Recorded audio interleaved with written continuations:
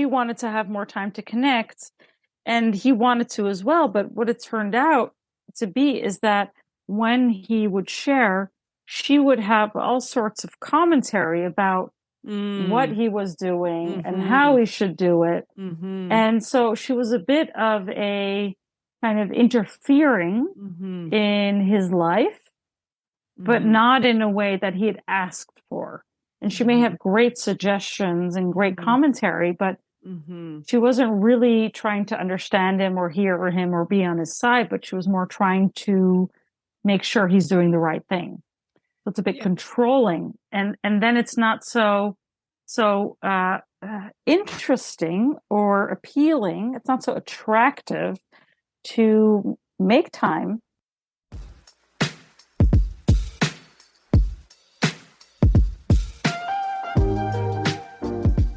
Welcome to my podcast, I Think I Can.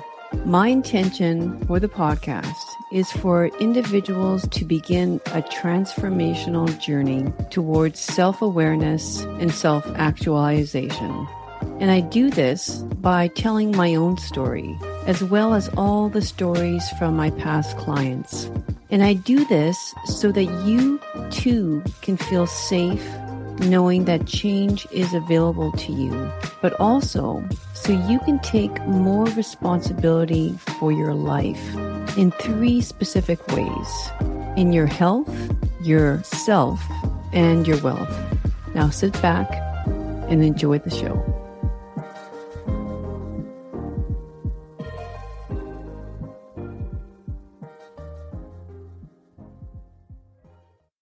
Hello, everyone. Welcome back to I Think I Can podcast. Today, I have the delight of having Julie Sharon-Wagschal back on the show. She was with us about almost, I think, a year ago. She's a licensed psychologist based in Amsterdam, the Netherlands. And we are going to be talking today all about relationships, particularly the Gottman's method of couples therapy. So Julie is the founder of the Center for Relationship Learning. Julie is Europe's principal educator of the Gottman method, couples therapy. She counsels couples through therapy and workshops and teaches mental health professionals to integrate the Gottman method into their own work with couples. So welcome, Julie. Thanks so much. Thanks for having me again. Okay, so as most people know, I have been trained up until level 3 of the Gottman's method of couples counseling. It is a method that I've always, been in awe of, because it's honestly like such a great way of helping couples through conflict. And I met Julie because I was considering certification, which is the next level for the couples method in terms of training. And it's an intense program. I'm still considering it, but it just shows the level of dedication that John and Julie Gottman have towards helping couples through conflict. And these are 2 psychologists based out of the States that have put more than 40 years into their work in helping couples move through difficult seasons of their lives. And they just recently put out another book called The Love Prescription. So Julie, like you and I were talking just before we press record, why don't we begin the podcast this episode by just talking about what's the most common problem that's brought into your room, my room, that you have worked with, would you say, over the last few months or years?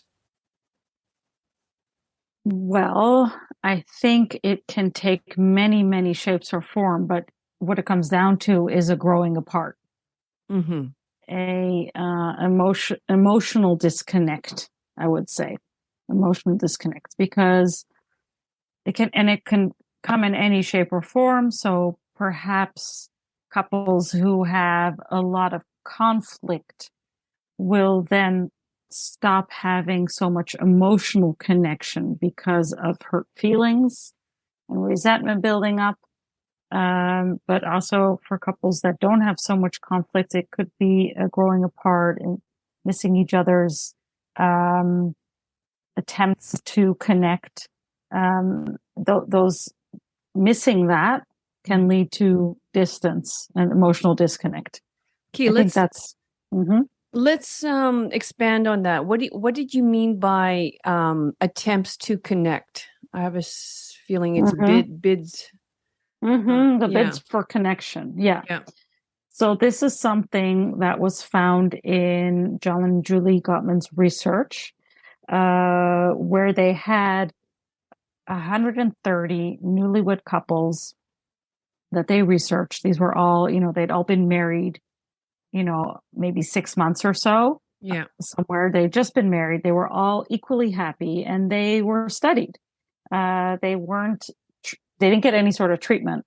They just stayed for 24 hours in a lab. And it was designed as like a cute bed and breakfast on a lake. And they were really being examined, though, in every detail. So they were being watched with 3 cameras, and their heart rates were being measured, and the stress hormones in their urine, and there were a bunch of lab techs that were watching their facial expressions. And so they did that with 130 couples, and then they followed them for the years to come. And even while they were watching them in the beginning, they saw that an interesting pattern. And that was that people in the relationship would make these little bids for connection. So there were different ways that one person would reach out to the other, hoping to get some sort of response. And they could get different types of responses to their bids. So one could look out the window and say, "Oh, it looks like it's sunny today." And the other could respond to that by saying, "Oh, nice," or "Oh, too bad we can't go out," or something like that, right? Some sort of positive or kind of neutral response. But sometimes there would be an ignoring of that bid for connection. And sometimes there will be a negative response, like, "Oh, you and your weather, I don't need a weather report," something negative like that. So they really start to see there's 3 types of ways of responding. But first of all, they saw that there's so many of these bids being made. And these bids can be verbal, nonverbal. It can be like a sigh, like, ah, that could be a bid. Yeah. Or connection. And they basically took note of all the bids and all the responses. And as they were taking notes about everything that was happening in that lab, and then they followed these couples for years, and they found that some of the couples 6 years later were divorced, and some couples were still happily together. And then, interestingly enough, when they looked back at those 2 groups, they found that the couples that were still happily in love and happy in their relationship, they would turn towards their partner, so kind of have a positive response to their partner 86% of the time, while the couples that divorced only did that 33% of the time. So that means that the couples that divorced 67% of the time, they were either turning away or turning against their bids, the bids that their partners made. And that's a really, really big difference between the 2 types of couples. So that really matters. So we know from that study, and then there's been lots of other types of studies that have really confirmed how important it is to be responsive. I don't know if you know the still face experiment led by Ed Tronick, where babies were studied, or toddlers, they would be interacting with their caretaker. Let's say there's a video of a mother and her baby, and the baby's in a chair, and they're kind of talking, exchanging, playful types of interactions. And then the mother looks away, and when she comes back to the child, she has a still face. So she's not responding anymore. So she's Mm-hmm. basically has a complete blank face. And the baby starts to pretty quickly tries to get the mother's attention, squeals, moves around, and within 2 minutes is really having a full meltdown. And then after 2 minutes, the mother comes back and interacts, and then the baby kind of goes back to feeling okay again. But you see that kind of the despair, the panic, really is it registers in the nervous system Mm-hmm. of a baby, but it also stays that way for adults. That response to each other is so important. If we don't respond, if we ignore, we feel really unimportant to our partner, like our partner doesn't care. And that just leads to less turning towards less bids. And that leads to more disconnection. So that's an Yeah, important one. it is an Really important one. important. And it's you could see how slowly it would occur too, right? It's not like it's just a slow trickle of disconnection in the relationship. Once if you don't get that sort of response or that attention, you just slowly give up, give up, give up bidding for the attention. Exactly. Yeah. And if we would do that with our children, Mm-hmm. right? And let's say they're toddlers, we would hear about it, right? Yeah. If you don't respond, there will be a tantrum. Yeah. Yeah. You Yeah. can rely on that. Yeah. So when us humans are really little, we don't have a kind of, oh, maybe I should say something, maybe I shouldn't, or I don't know how my partner's Right. going to respond. No, Right. it just gets expressed. And then over time that changes. We start to filter ourselves. And Mm-hmm. then the hurt can be more internal as opposed to expressed externally. But Mm-hmm. it definitely is there. There's a Mm-hmm. lot of negative feeling that gets registered and elicited when there's no response to our bids.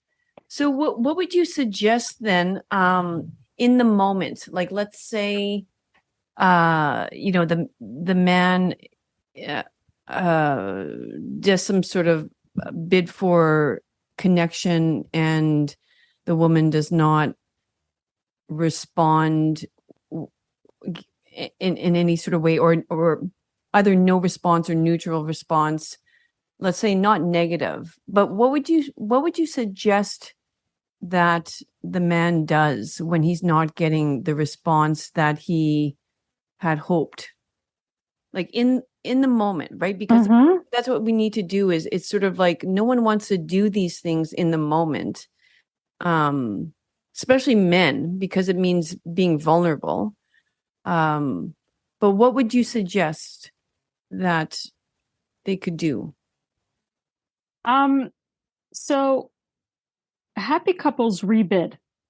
Okay. So what we do in Gottman method therapy is we try to learn the ways that successful couples communicate and interact with each other. So they rebid. They don't they don't kind of sulk in this rejection, but they try again, and they may say, "Hey, honey, are you, you Mm-hmm. have a moment? Mm-hmm. Are you Mm-hmm. busy? Is it a good time? I Mm-hmm. want to talk to you about something." Mm-hmm. So they check in. Yeah. Yeah. As They it's don't. okay. So partners do get distracted. It's not like, in the Right. lab, the happy couples, they turn towards each other 86% of the time. We don't have to be perfect. Mm-hmm. And that's, you mentioned something there that I feel is the overall, um, yeah, like the whole concept, I think, of the whole construct of the Gottman method of couples counseling is focusing on the good. Like when you think of it, right? Like I think of almost like an umbrella sort of concept of the Gottman's methods of couples counseling is not so much focusing on the conflict, but focusing on the positive. So in that example, rather than pout or have, his own little temper tantrum and go to the room, he would focus like on, the possibility, like maybe she's distracted, maybe I should just like regain her awareness or something. Like you say, rebid, not go to the worst case scenario that she's ignoring me, she's in a bad mood. So yeah, I think that's a great. Well, in order to have those positive thoughts, we need a lot of positivity in the relationship. So we can't just tell couples, oh, think positively, don't be so negative, interpret each other's actions positively. No, that's really an outcome of how the friendship is doing in the first place. Mm-hmm. So it's the outcome of how much turning towards there is, Mm-hmm. but also how much admiration and fondness and appreciation and warmth and affection there is, and also how Mm-hmm. much interest and curiosity there is Mm-hmm. towards each other. All Mm-hmm. those different concepts have a big impact on the emotional intimacy that exists between a couple and how full their emotional bank account is. And if it's really full, then you're more likely to interpret your partner's distraction on it being situational. So you don't take it so personally. Right. But Yeah. but you're right that the focus in the therapy is not just on conflict, because Mm-hmm. what we know, if you only work on conflict, you don't have a real big impact on the relationship, because the other parts of the relationship don't automatically, miraculously change into something positive. You have to actively work on it. Just like if you want to get into good shape, you got to work out, right? You got to do Yeah. some sort of Yeah. fitness, whatever Yeah. it may be. And then you have Mm-hmm. to keep doing it. You don't Mm-hmm. expect to work out once and then be in good shape and then stay in good shape for the rest of your Mm-hmm. life. It's a constant practice. And so are strong relationships. Yeah. So the dedication is really important. Mm-hmm. It doesn't just happen. So healthy, happy, successful couples, they are like that Mm-hmm. because they put a lot of effort into their relationship. They prioritize their relationship. They make sure they turn towards each other. They check in with each other. Mm-hmm. Yeah, as you were talking there, I just this analogy came to me. It'd be like going to see your personal trainer, and your personal trainer spends, 30 minutes with you or something, like checking in and before doing the workout, and all the personal trainer is doing is talking about, oh, your flabby arms, or I see that, your nutrition wasn't the best this week. Like, can you imagine, rather than, motivating them and saying, I can see Uh-huh. you. Yeah, this is my long-term vision, right? And that's what we always, at least I do. Like, I always kind of redirect the couples back to, where do you see yourself in 10 years, 15 years from now? When the Mm-hmm. kids, like, let's look way ahead, and that's sort of, I find that sort of kicks them out of that, the resentment piece and focusing on all the bad. Or something that I know the Gottmans always do during their assessments as well is reminding the couples, or having the couples speak about when you first met each other. What did you see? Like, why did you fall in love with this person? What was their characteristics that you absolutely love? Just reminding them again of all the good things about their partner, because they might have spent the last year or two focusing on all the negative things. So Mm-hmm. yeah. Yeah, that's a really important part of what we do. Yeah. So, when example kind of came to my mind, and this was not even in my office. This was sort of a girlfriend of mine speaking to me about this, and sort of maybe asking a little bit of advice from me. But she was taking full ownership for her feelings, and I thought that this was great. But she was wondering how to make it more of a positive bit of connection. But this is a scenario. So um she like their daughter, and it had to do with their daughter and packing their daughter's lunch. And um she she had packed her daughter's lunch, which was some meat and rice and things like that. And then I think she had gotten it ready. And then her husband was in the kitchen or something, maybe putting it together before sending it off, or I don't know, something like that. And the husband, mentions to his wife, he says something like, "Did you warm up Sophia's food, for her lunch or before sending it," or something like that.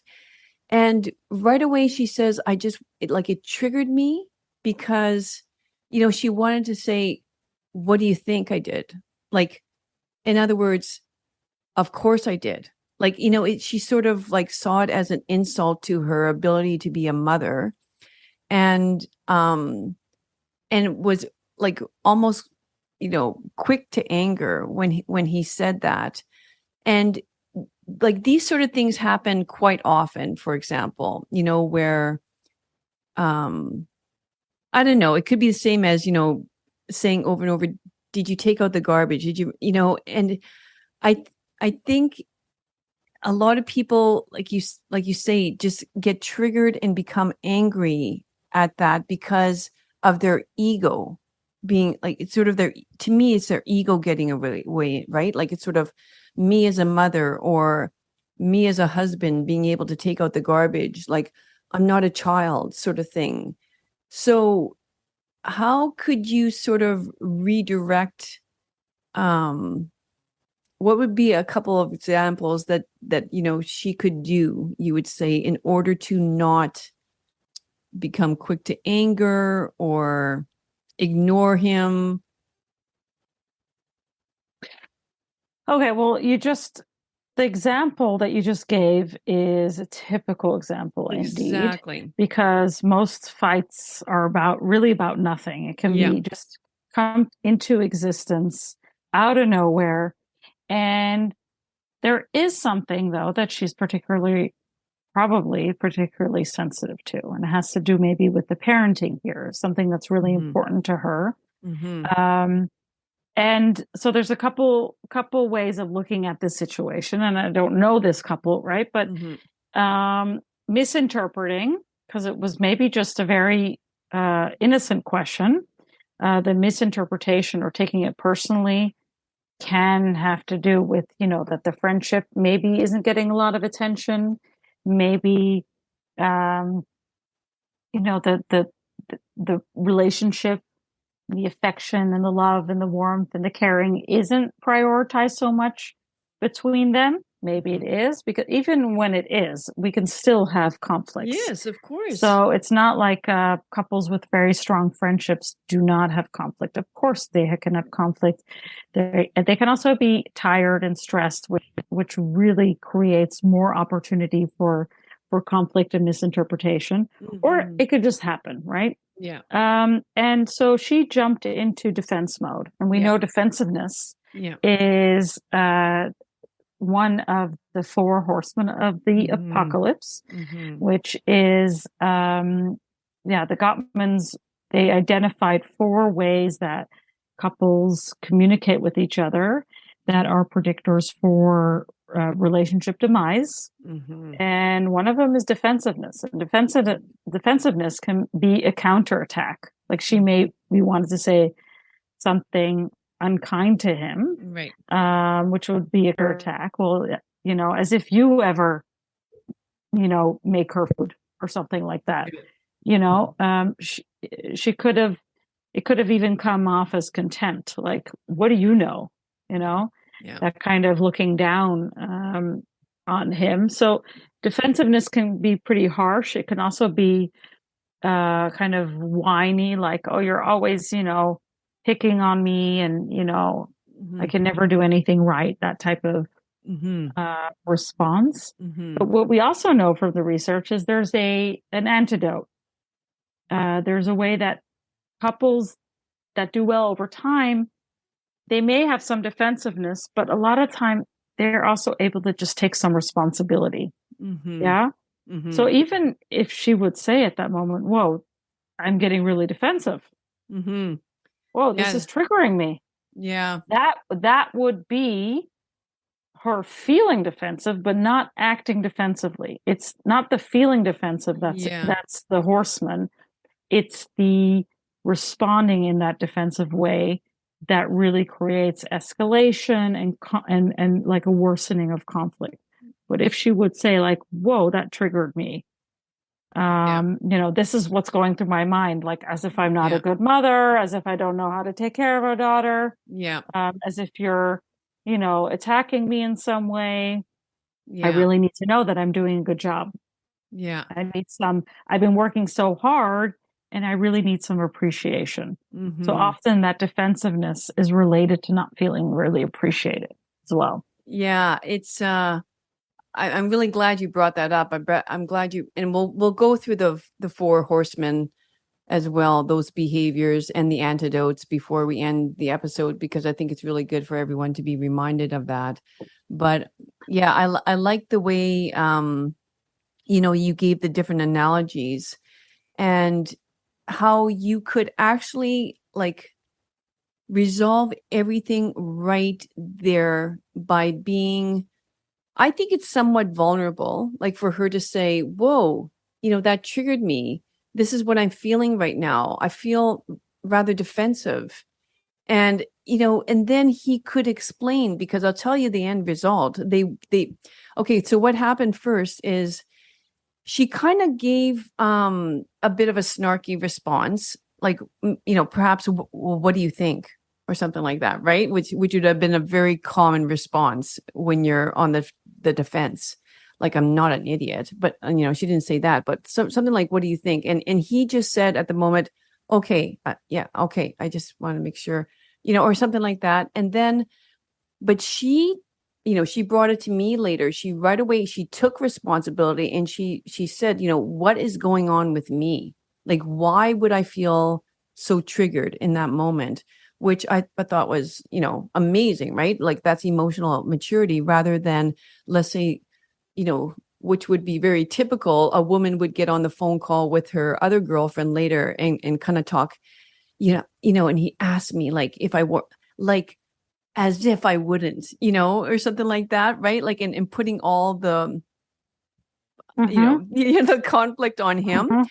But then when she was able to sort of like work it through, she went back to him later when, they're both very regulated in their nervous system, let's say, when they're both very calm and having a good day or whatever. And then she brought it up then. She says, I'm curious why you Mm-hmm. would have asked me that.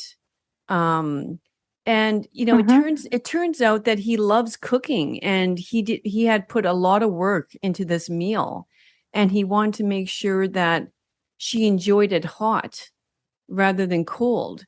So you can see, like, as he's preparing the lunches or whatever, all he was thinking about is, I want my daughter to really enjoy these ribs.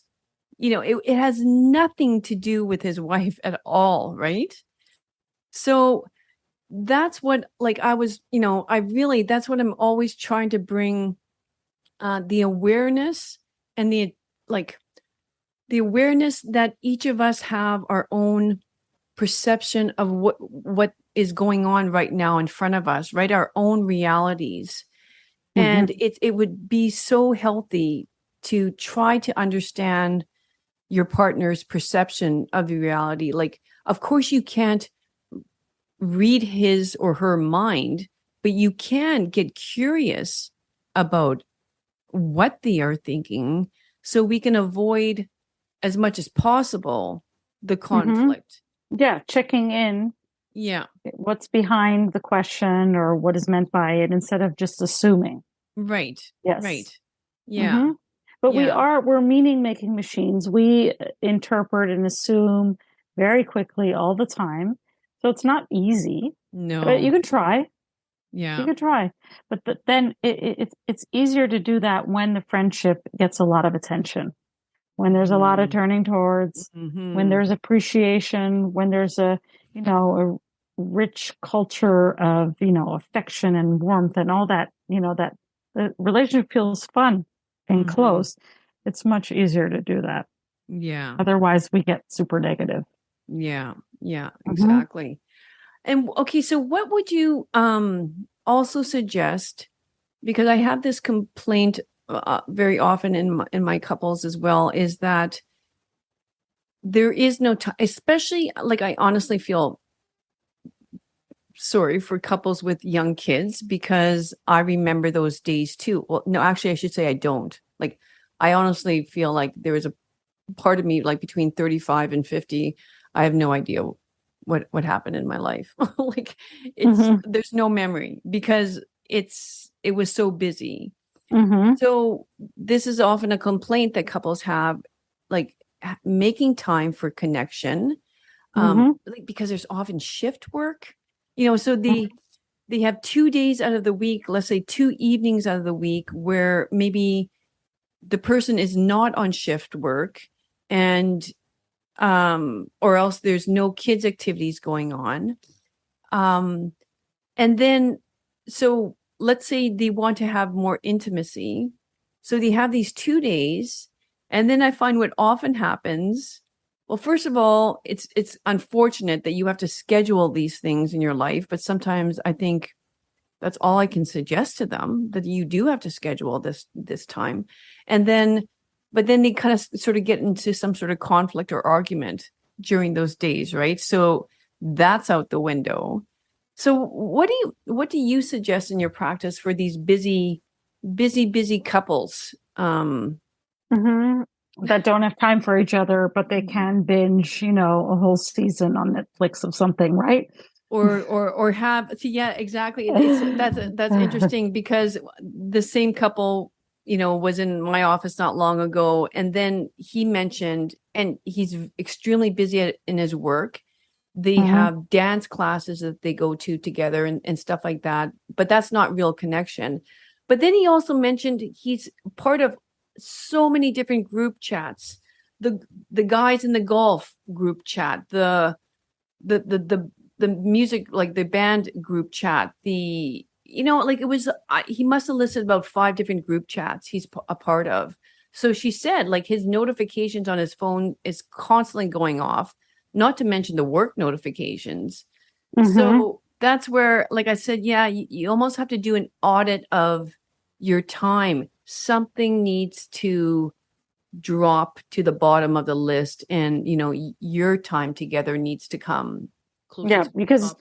the end result is if you take each other for granted and you're at the end of a long to-do list, then you lose because you Yeah. lose everything. Yeah. You Yeah. really do. Mm-hmm. And well, what I do with couples, actually today I spent time with a couple who that have three little kids, and they are having trouble finding time just to talk about, what's going on in their lives. So they're just they're running their household, all the different clubs and whatever that the kids go to, and they're working and cooking and feeding and putting to bed and all that. And they just kind of live these parallel lives, but they're a team, they work together, but it's all about the practicalities of the day and not so much, what's on your mind. Yeah. And so we just went through their days, really, finding times that work for them, Yeah. as opposed to, you have to do it then, or you have to every week do this.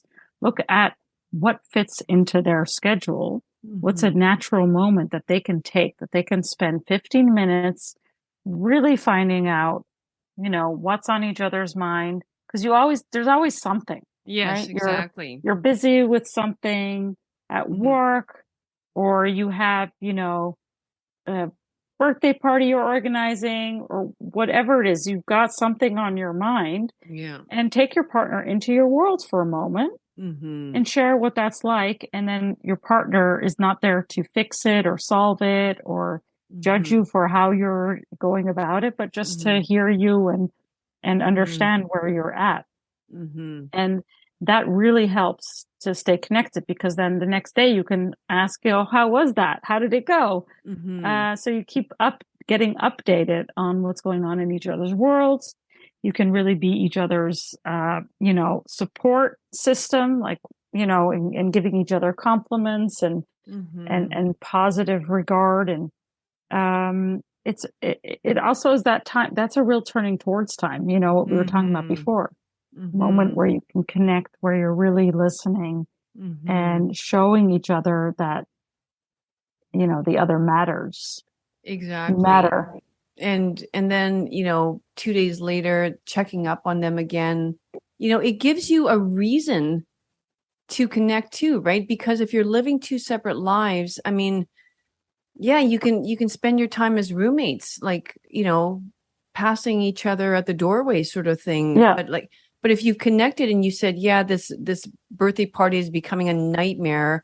I was expecting some help from da da da, and there's no help there. And then so yeah, 2 days later he can say, how are things going now with that? Like, the more you connect, the more Yeah, you that would want to. show care, right? If Yeah. there would be a question, hey, how are you doing with that? Yes. That shows that my life is on my partner's mind as well. So what I'm Yes. going through matters to my partner.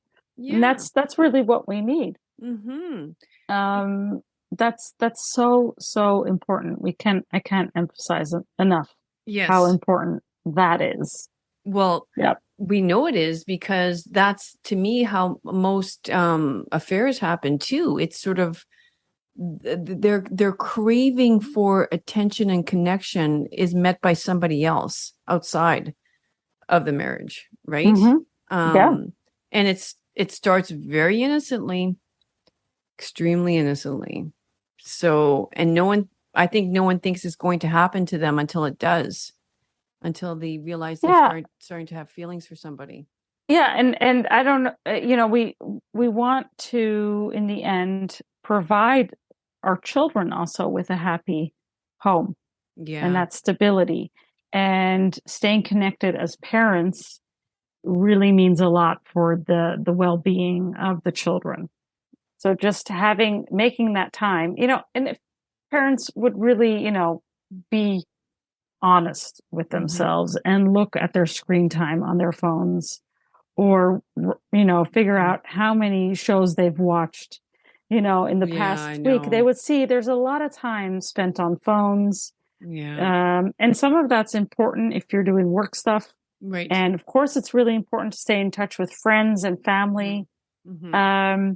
But I think all of us can spend a little bit less time on there, For sure. and put the device away, turn off those notifications if there's so many coming in, because the Mm-hmm. notifications, they are how we turn away momentarily, Yeah.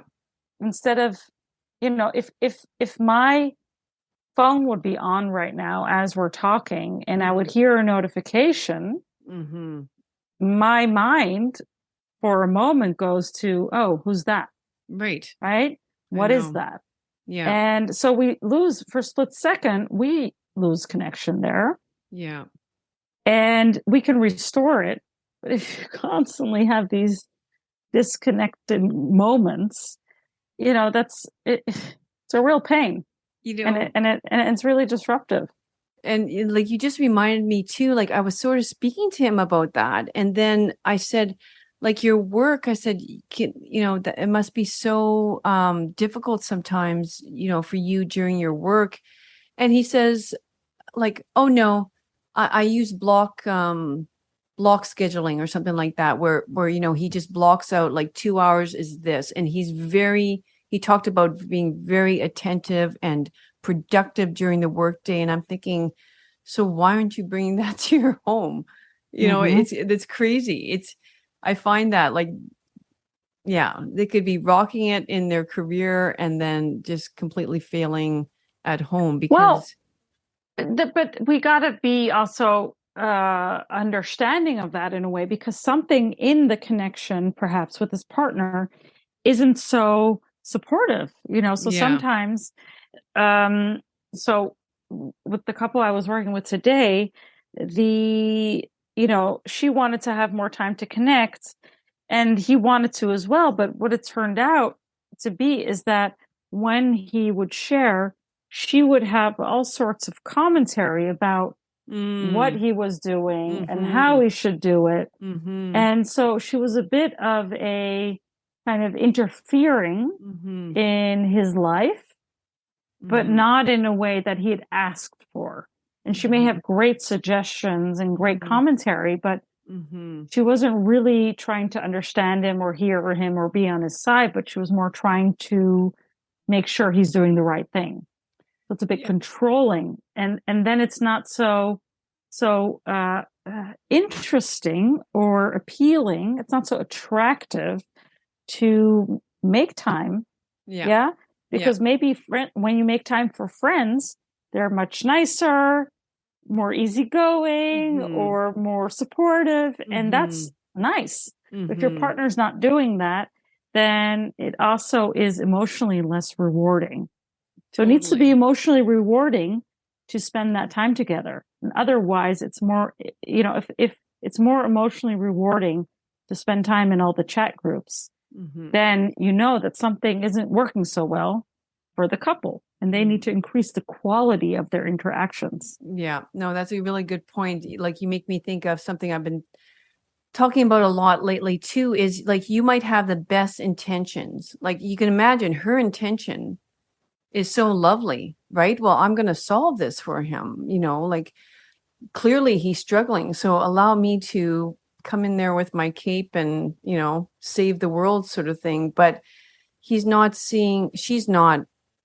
thinking of, yeah, what he needs, right? Like gaining more perception of the situation, gaining more awareness of his own needs and maybe asking him, which is something a friend would probably do, hey buddy, like, do you want some advice? I'll give you some, otherwise I'll just listen. And that's the kind of person you want to share with. So Mm-hmm. that's a really Yeah, good, exactly. yeah. If you're sharing with someone and they have it all figured out, Yeah. it kind of makes you feel like you're not smart enough to figure it out. Yeah. Or you feel a bit dismissed, like, why are you so stressed about that? Don't be ridiculous. Just do the A, B, and C and you'll be fine. Right. That's not very supportive, right? No. So we No. want someone to be on our side and just kind of hear us and say, that sounds like you got a lot on your plate. Exactly. You Otherwise know? it becomes a parent-child Yes. relationship. Yeah. Hmm. Which a lot of couples can But fall into. if you look at, I do see a lot between men and women is that women take over that emotional role of wanting their partners to be, to process the emotions or be more emotionally aware or all sorts of things from their own perspective. And that's not very helpful. Just so we shouldn't try to make our partners look at the world in the same way that we do, but just try to understand each other's worlds. That creates much more connection than trying to, you know, my husband should be more, you know, emotionally aware of his needs and his boundaries and communicate those better, et cetera, et cetera. That's maybe what we ourselves want to work on, but let's not impose it onto our partners because So it's controlling. yeah, I agree. So what like sometimes I have these same discussions and then let's say the woman goes, but okay, I just can't, like his mind is works so differently than mine though. Like I can't understand the way he thinks, I need him to whatever understand me more. I need him to connect with me more emotionally. I need him to prioritize me more, like that, like what you're speaking about, that deep emotional connection. So where do we go from there then? Mm. Well, explaining what that means then. So having the emotional connection, what does that mean for her? Right. Yeah. Yeah. And does that mean changing her partner? Then it's not going to be so successful. Mm-hmm. Accepting each other is really a primary necessity. Yes. because otherwise growth can't happen, development can't happen without accepting each other. Yeah. So I think acceptance and also accepting the differences. Yeah. So differences are fine. Hmm. You didn't, Hmm. you know, hook up with your clone. Right. And why would you want to? Yes. That wasn't the appeal about it. It's not about that. Hmm. There's always going to be differences. All couples have differences. We Hmm. know that. And Hmm. most of the conflicts have to do with these differences that cannot be resolved because they're just there for life. Hmm. And that's fine. You can Hmm. still be happy even though you don't view things the same way or don't have exactly the same values. Right. Okay. So oh, do we have 2 minutes to review the four horsemen of the apocalypse and their antidotes? Sure. Okay. So we have criticism, which is the first horseman. So the first kind of predictor for relationship demise. And criticism is when we label our partner, blame them, attack them, and use words like always and never. You're always late. You're so lazy. You never did the dishes, things like that. Hmm. And, our partners are bound to respond defensively, right? That's that Hmm. second horseman of the apocalypse. And what we know for the antidote for criticism is to describe more yourself, your own feelings, Hmm. and what's causing those feelings and what you need. So instead of saying, you're so lazy, you never do the dishes, saying, hey, I feel really overwhelmed with all the chores and I need you to help me more. Right. Hmm. So I'm overwhelmed by what? By all the, chores. And what I need is, I need help. Yeah. So that's the antidote. Yeah. It's looking at yourself, your own needs and feelings, as opposed to describing interpreting and analyzing your partner and seeing them as the sole cause of the difficulties. Right. So And using, defensiveness, yeah, I was just going to say, using more I statements too is it's so right, important to like remind yeah, everybody. Yeah. yes, but not I feel like you're lazy. Right, let's stay away from that one. Yeah. So, Yeah. and then the antidote to defensiveness, as we talked about before, is taking a little bit of responsibility. Maybe saying, yeah, you know what, I haven't been doing the dishes a lot, Right. or I have been slacking. I'm sorry about that. I need to step it up. Or, Yeah. I have been slacking and I've been super stressed. I don't know how to manage that. Yeah. Hmm. And so those two, the criticism and defensiveness, they happen in all sorts of relationships. It's really when it starts to build up that it becomes more problematic, and it can also lead to contempt. And Hmm. contempt is criticism, gone wild. Yeah. It's more of a like a belittling statement with sarcastic comments and eye rolls and sneers and kind of looking at your partner as pathetic or immature.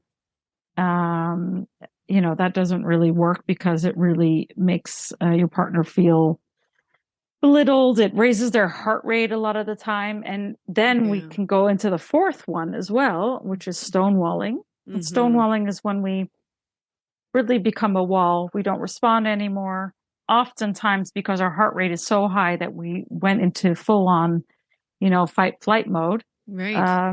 So we stop responding, Hmm. and we just hope it will pass. So that it can be like a blank stare, looking at the ground, folding the arms, looking away, Hmm. just not responding. And that also sends our partners into a bit of a panic. So, because what's going on? What's Right. happening there? And Right. so, if that's happening, so the antidote to contempt is similar to the one for criticism. It's Hmm. describing your own feelings and your own needs. And the antidote to stonewalling is taking a break. If you're Hmm. feeling overwhelmed, then you know what? We need to park this for a moment because I'm feeling Hmm. overwhelmed. Yeah. And then coming back to it later and meantime, doing something that soothes yourself. Yes. So that's important as well. There's no emergency. You don't have to finish that conversation at that moment, especially not when there's kids around. Exactly. Just there's Yeah. no emergency. Just talk about it later. That's okay. Yeah. And respect that in each other. It's a real a relationship skill to be able to take breaks. It's a real positive. Sometimes people think it's something negative, but it's actually really, really positive to be able to identify when you need a break and to honor those needs in each other, to really honor the physiology of what's happening inside your partner's body, which if it's overwhelmed, they're not going to hear you anyway. They're not listening. They're not understanding. It's much better to take a break. Then your relationship does much better over time. So that's a real short summary of the Four Horsemen of the Apocalypse. There's lots to read online about it as well, of course. 100%. Yeah. So I think that's a wonderful, it's a wonderful summary. Thank you so much for that. And you're welcome. Yes. So let's just end it by reminding everyone that if you like what you heard today, the Gottmans have massive amounts of work from books. They even have a little podcast called Small Things Often. Again, they just put out a new book called Love Prescription, and they have a wonderful blog on their website as well, gottman.com. So there's really no excuse, especially if you're going to tell me time. And the book, The Love Prescription, is a great one because it's really about building that positivity. It's really about friendship. It's about how to make time for each other, how to compliment and say thank you, and how to have good conversations. So it's not about conflict.